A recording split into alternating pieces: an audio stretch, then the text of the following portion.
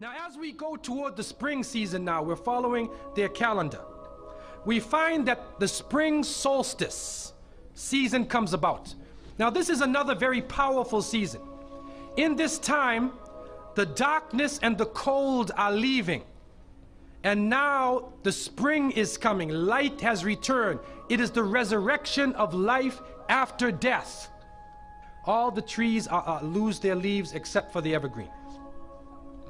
And so in that spring season, the spring solstice, in the northern countries, a fertility celebration came about. And the main figure in that fertility celebration was their goddess Ostre or Ostern. And according to them, she waved her wand and life came back after death. And so the symbols of that occasion became rabbits, eggs. You take two rabbits and put them in the backyard, and after a couple of days, there's rabbits jumping around everywhere in the back. It's a fertility symbol. And so therefore, this became the symbol. Now, the compromise.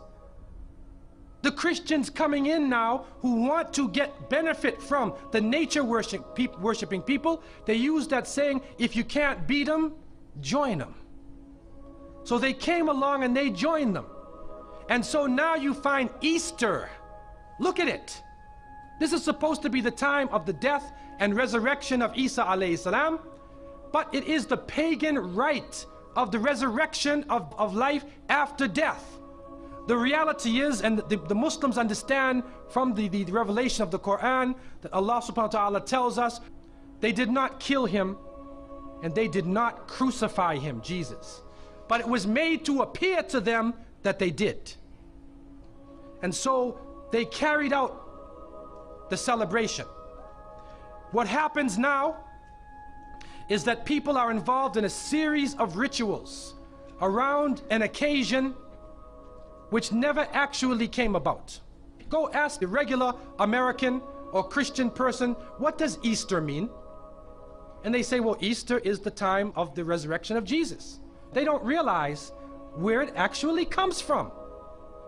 The reality is, it is a pagan rite, and it is based upon that concept of looking at the sun as the main aspect of life, because the sun again plays a powerful role during that season. In Europe also, during that week, you had Palm Sunday, Ash Wednesday, Good Thursday, Good Friday. There's a number of occasions, you can look them up and find them. On Good Thursday, you find many of the people, what they did is, in the north, they wouldn't bathe all winter. And so when the spring came, they said, now you got to take a bath.